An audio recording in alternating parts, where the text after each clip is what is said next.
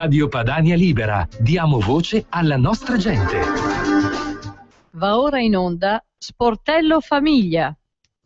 Bene, buona settimana da Renata Galanti. In questo spazio dello Sportello Famiglia trattiamo argomenti più disparati. Oggi speriamo, sta chiamandolo il nostro regista, speriamo di avere la signora Vilma Pirola, che è la presidente delle Donne Imprese Lombardia della Coldiretti. Perché l'abbiamo chiamata? Perché in occasione dell'8 marzo io ho ricevuto un comunicato stampa dove mi si mostrava che secondo un'elaborazione di Coldiretti sui dati di commercio, sulla Camera di Commercio di Milano, nella provincia di Lodi le aziende agricole guidate da donne sono il 15,4%. Nel milanese rappresentano il 21,1%, mentre in Brianza il 18,8%. Complessivamente nei campi fra Milano, Lodi e Monza Brianza le imprese femminili sono 1156 su un totale di 5965, quindi ne abbiamo una su 5. Chiediamo al nostro regista se è in linea. Oggi purtroppo la dottoressa Pirola non può intervenire in trasmissione poiché si è prolungato un appuntamento che aveva e che purtroppo è andato oltre i termini che erano previsti, per cui oggi non potrà essere con noi, ma ci dà appuntamento in una prossima occasione. Vabbè, allora io leggerò il comunicato stampa e poi passiamo ad altro. Allora, dicevo, la dichiarazione della signora Pirola è la seguente: il ruolo della donna nelle campagne è molto cambiato.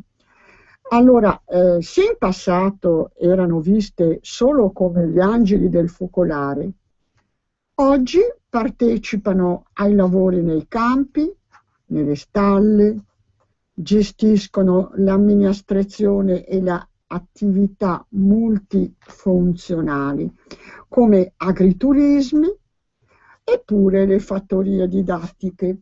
Voi sapete che le fattorie didattiche sono molto importanti per i nostri bambini perché finalmente attraverso le fattorie didattiche i nostri figli, i nostri nipoti, le scolaresche in genere, non vedono più solo sui libri dove si parla di stalle, di capre, di mucche, di galline, ma hanno la possibilità di vedere da vicino come funziona una iniziativa, una cooperativa agricola, un'attività agricola. Allora, oltretutto, nelle fattorie didattiche si recuperano i saperi e le tradizioni del passato. Inoltre oggi le imprenditrici agricole sono tecnologiche, hanno un livello di scolarizzazione medio-alto e sono molto organizzate. Nonostante le molteplici attività, infatti, riescono a dedicare il giusto tempo al lavoro e alla famiglia. Allora, vi dicevamo questi numeri. Si occupano, fra l'altro, anche di, come diciamo, della estetica, chiamiamolo così, e hanno mostrato come prendersi cura della propria pelle grazie a delle maschere realizzate con frutta e verdura di stagione. E solo uno, dichiara Ambrogia Bardelli, curatrice dell'angolo di Agri Beauty, e sono uno dei tanti consigli pratici basati su ingredienti naturali e low cost, contenuti nel libro Spunti antichi per donne moderne. Ci spiace non aver avuto la possibilità di avere ai microfoni la signora Pirola, perché avremmo chiesto più qualche trucchetto e qualche formula, diciamo. Allora, dicevo, il volume raccoglie una serie di trucchi per curare il proprio aspetto, per combattere i malanni più comuni e per mantenere pulita la propria casa. Il libro è messo in vendita e il ricavato sarà devoluto alla Sirio, Onlus Sirio, che si occupa di ragazze vittime di violenza e maltrattamenti. E Dio sa se in questo periodo ce n'è bisogno. Ogni giorno non passa giorno senza che non si senta di qualche gentiluomo, chiamiamolo così, che diciamo approfitta della sua forza per farne di ogni dove, quando addirittura non passa all'omicidio. Allora, le agri manager sono, abbiamo detto, a Milano le imprese agricole femminili sono 766, a Lodi 214, a Milano 176, per un totale di 1156 e rappresentano il 19,4%. Abbiamo anche una notizia purtroppo non piacevole. La Coldiretti mi ha inviato un comunicato stampa dove si dice che il florovivaismo lombardo sta sfiorendo, mentre resistono la terra e le piantine per l'orto. Purtroppo la crisi economica non risparmia il florovivaismo lombardo. Fra il 2012 e il 2013 sono scomparse circa 300 aziende in tutta la filiera del verde. L'unico segmento che tiene è quello destinato agli hobby farmers, coloro che nel tempo libero si dedicano alla coltivazione di un orto. Questo però, purtroppo, ci ricorda la Coldiretti, non basta a ridare ossigeno a un comparto in ginocchio. Fra produzione, garden, costruzione e manutenzione del verde, oggi si contano 5.200 imprese con circa 15.000 dipendenti. Le aziende sono concentrate soprattutto nella provincia di Milano, Varese e Brescia, ma, e questa è la notizia purtroppo che non ci piace, il loro numero è in continua diminuzione. Fra il 2012 e il 2013 si è registrato un calo del 7%, mentre fra il 2013 e quest'anno si teme un calo del 12%. Non sono notizie piacevoli da dare, ma tant'è. Allora, il crescente numero di donne impiegate nelle aziende agricole fa purtroppo da eco alla brutta notizia che il florovivaismo è in piena crisi. Bene, facciamo una breve pausa e poi ci risentiamo.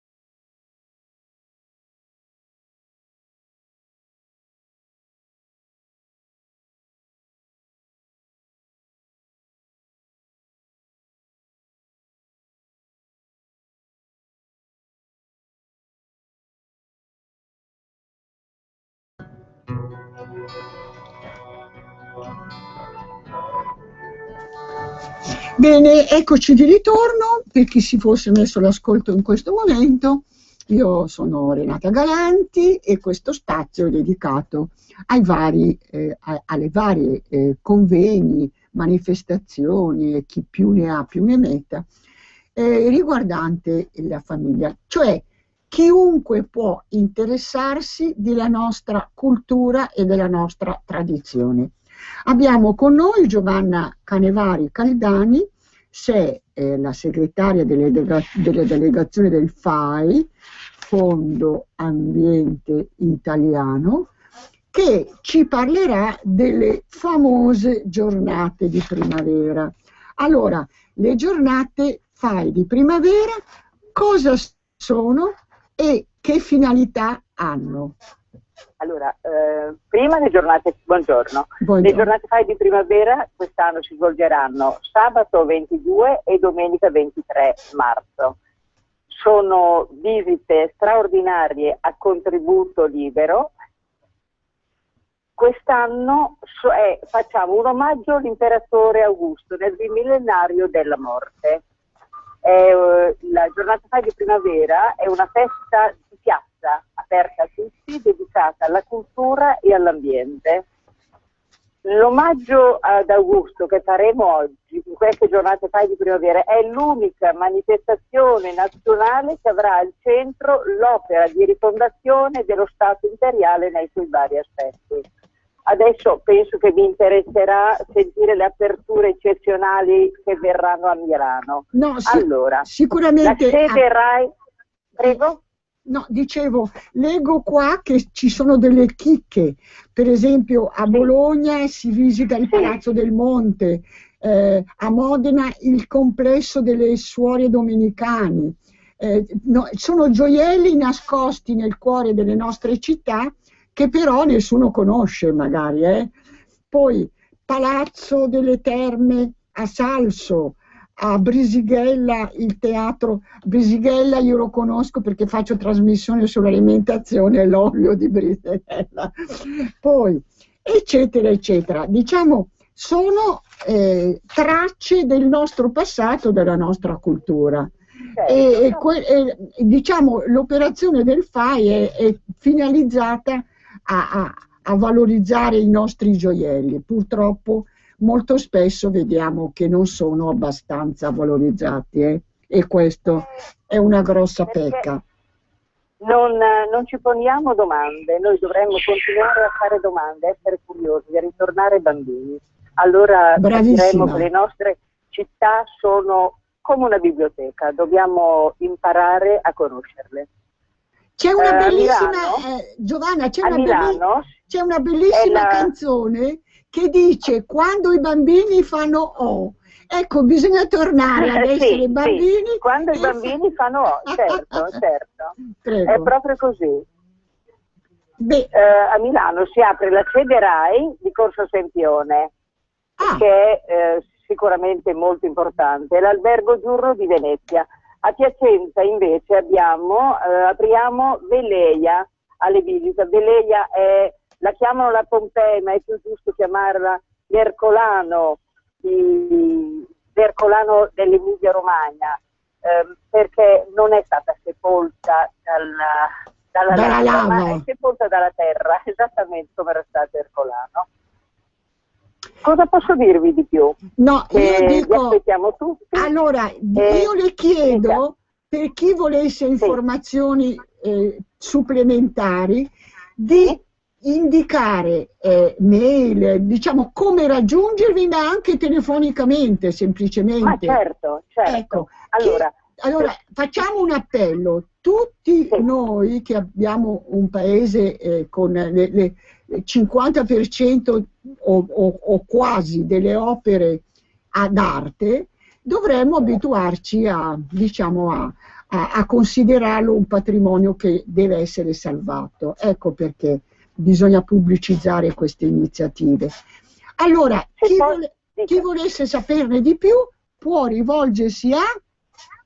Allora, prima possono cliccare sul sito del FAI, delle varie delegazioni, la delegazione di Milano, di Pavia, dove si vuole. E ci sono tutte le chicche, ci sono tutte le aperture, altrimenti telefonare a questo cellulare o al fisso, ma meglio al cellulare, e scrivere a delegazione.piacenza.fondoambiente.it e saremo disponibili sempre per qualsiasi informazione. Allora, il cellulare e il numero telefonico vuol darlo lei? Sì, 347 541 4633. Oppure il numero 0523? Allora, il fisso è 0523 325 440. Bene, io la ringrazio molto e ripeto, grazie a voi. Dobbiamo abituarci ad essere tutti impegnati per salvaguardare le opere d'arte che appartengono da Bolzano a Canicattì, a tutto il nostro paese. Tutto il territorio italiano. Tutto il territorio che ha quasi metà del patrimonio mondiale. E non sciupiamolo, ecco. Certo. Va bene, la ringrazio e buon lavoro. Grazie mille. Grazie mille Renata, perché mi ha dato suggerimenti preziosissimi. Grazie. Grazie mille. Bene.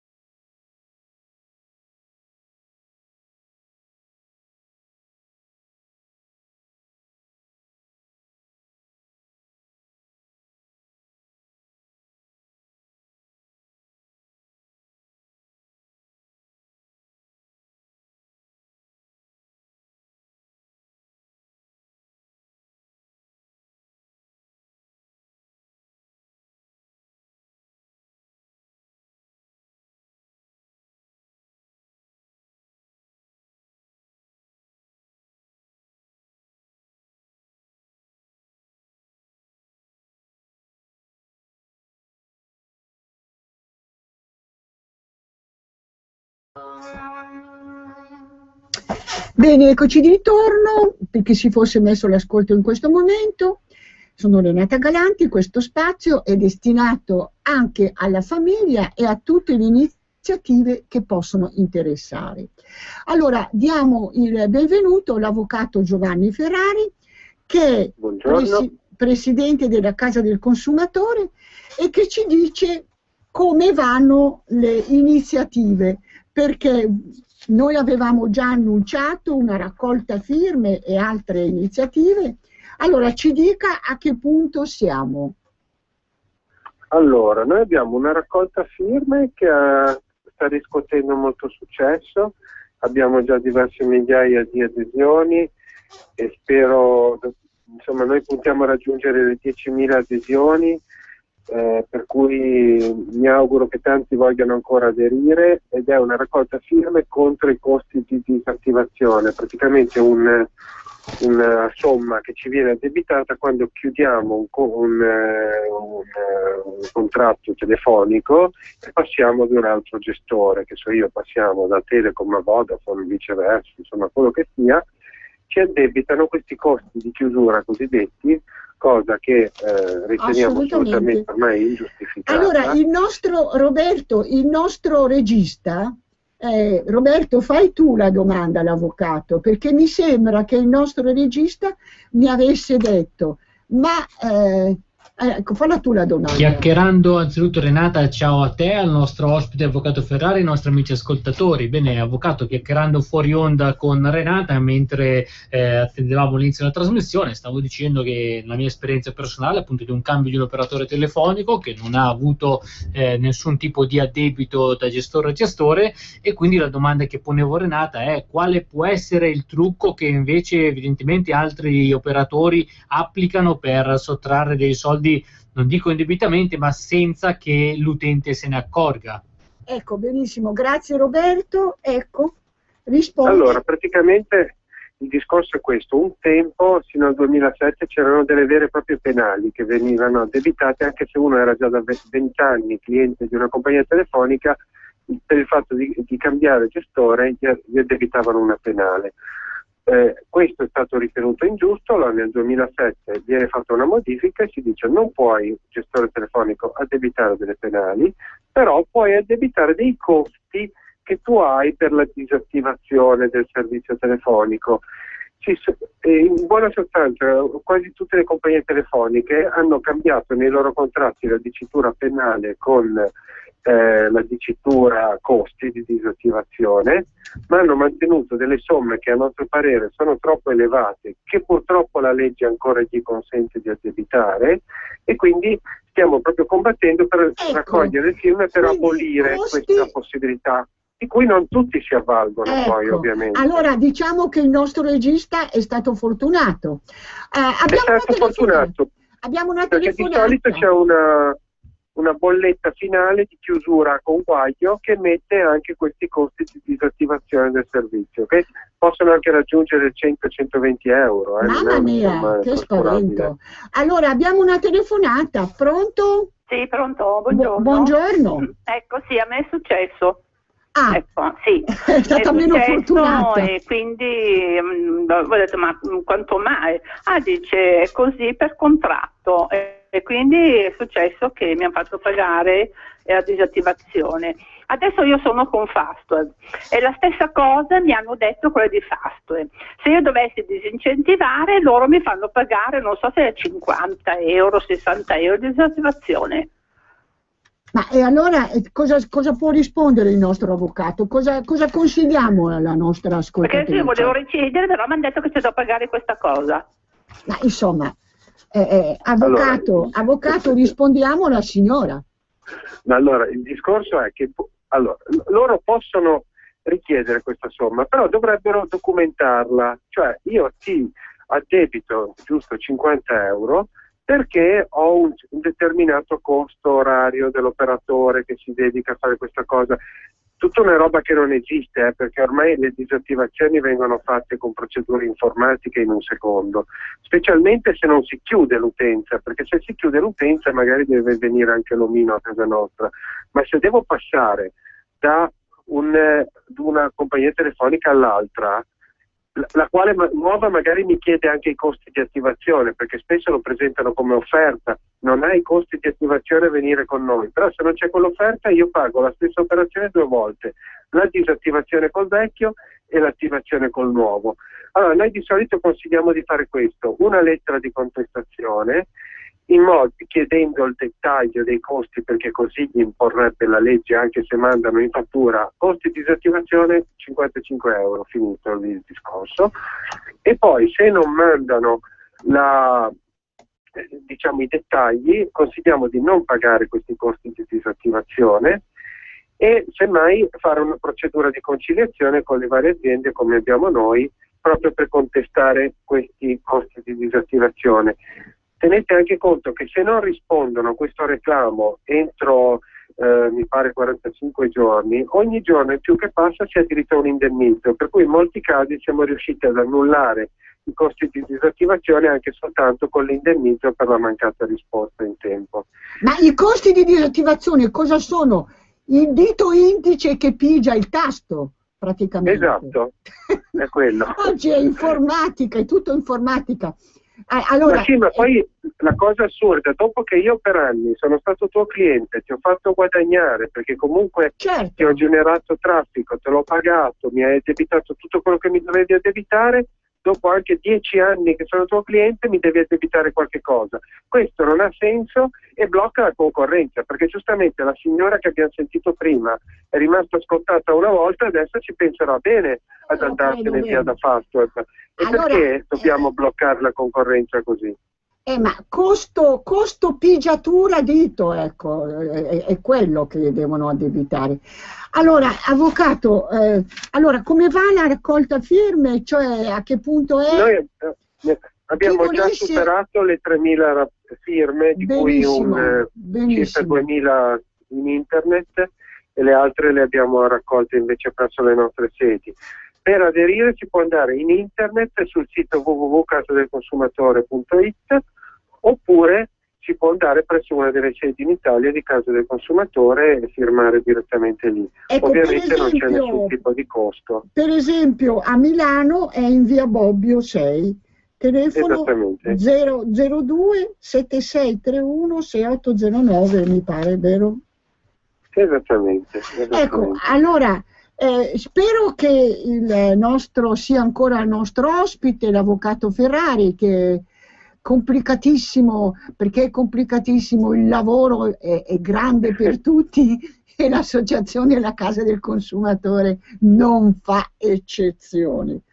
Chi volesse informazioni supplementari, ripeto, info@casadelconsumatore.it oppure 02 7631 6809. Grazie avvocato per il tempo che ci ha concesso, speriamo di averla nostro ospite ancora. Buon lavoro. Grazie anche a voi.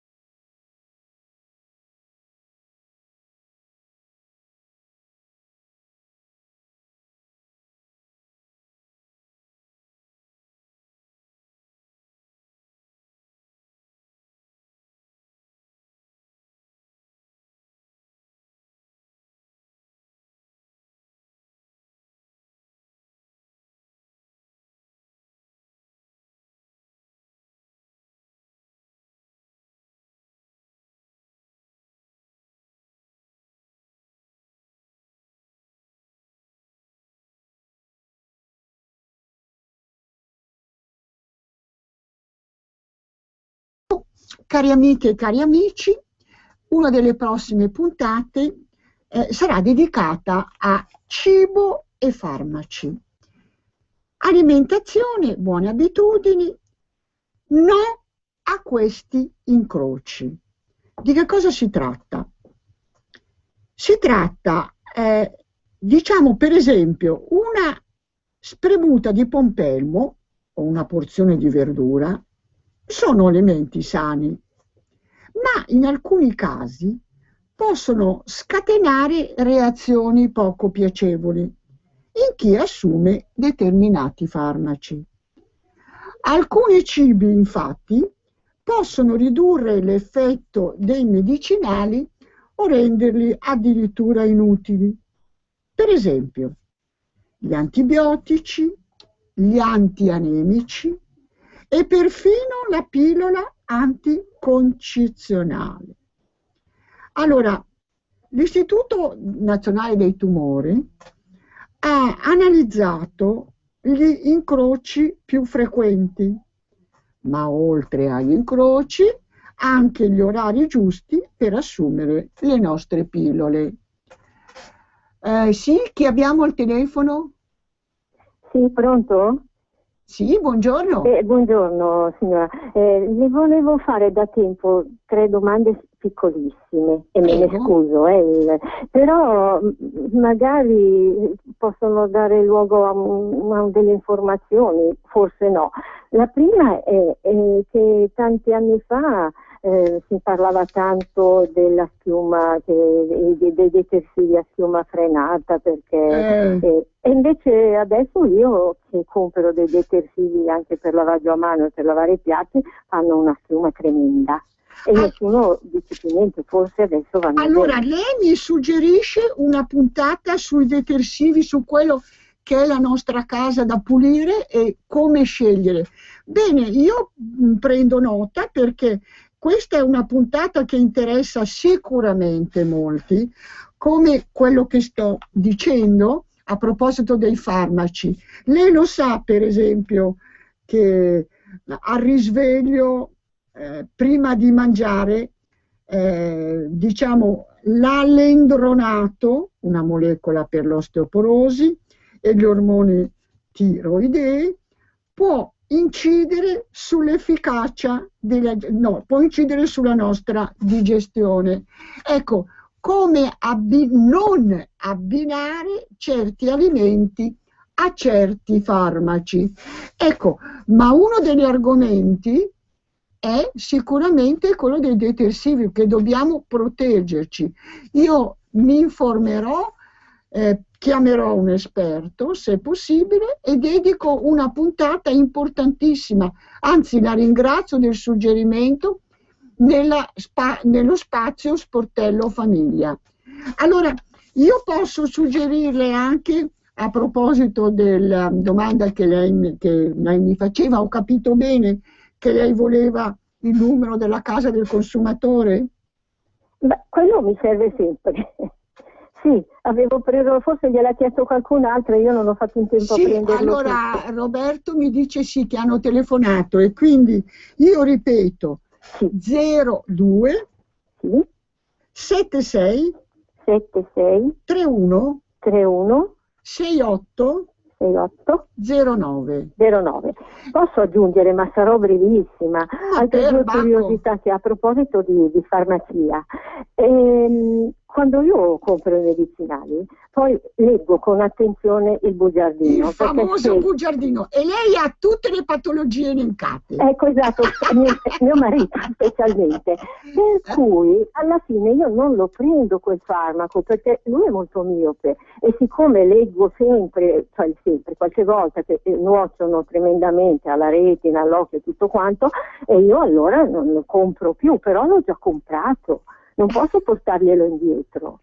E la seconda cosa Allora, posso chiedere una cosa importantissima? Sì, grazie. Lei sta parlando dell'automedicazione o della prescrizione del medico? No, della prescrizione del medico. E allora io posso solo dirle si rivolga al suo avvocato, non so, al suo avvocato, al suo medico. Non lo farò perché continuerò così. No, però ha una domanda, per esempio, dottore, lei mi ha prescritto il farmaco X, sì. ma ho letto che fa male al cuore, siccome io ho qualche problemino, dice che cosa mi consiglia? Ecco, questo sì, lo farò, perché io penso anche che il medico è un essere umano, quello della ASL lavora molto a tanta gente, e le controindicazioni di livello più o meno grave sono talmente tante che non le può sapere quando me lo prescrive. È impossibile. Per ogni medico sapere tutto, non è un'enciclopedia. Non è umano, esatto. Va bene, la ringrazio signora. Posso aggiungere la terza? Prego. Che l'ultima, per esempio, forse chiediamo troppo ai farmacisti di indicarci quando il parafarmaco è detraibile dalla dichiarazione dei redditi, perché spesso il parafarmaco è detraibile, però ecco, noi insomma non sempre sappiamo. Quale categoria, per esempio? Non tutte, certo, non tutte. La crema per la pelle certamente non è detraibile, voglio dire, ma insomma. Sì, però io pensavo, magari se me l'avesse detto, io gli davo la tesserina, gliela darò sempre così, magari si vale. Va bene, allora la ringraziamo signora. Grazie, mi scusi, buon lavoro. Non vi scusate perché questo è il compito di Radio Padania. Abbiamo una telefonata? No, è caduta, mi dice Roberto. Allora, dicevo, io farò una puntata sui detersivi, importantissimo, mi ha fatto bene la signora a suggerirmelo. E poi, come vi ho promesso, l'Istituto Nazionale dei Tumori ha stilato un memorandum in cui è elencato che cosa non mangiare o bere assumendo farmaci. Io spero di avere qualcuno dell'Istituto dei Tumori che ci spiega che cosa appunto cosa bisogna fare per non incorrere in questi pericoli. Vi ringrazio, vi saluto, vi do appuntamento a giovedì dalle 14:30 alle 15:30. Saluti da Renata Galanti. Avete ascoltato Sportello Famiglia. Radio Padania, la tua voce libera, senza filtri.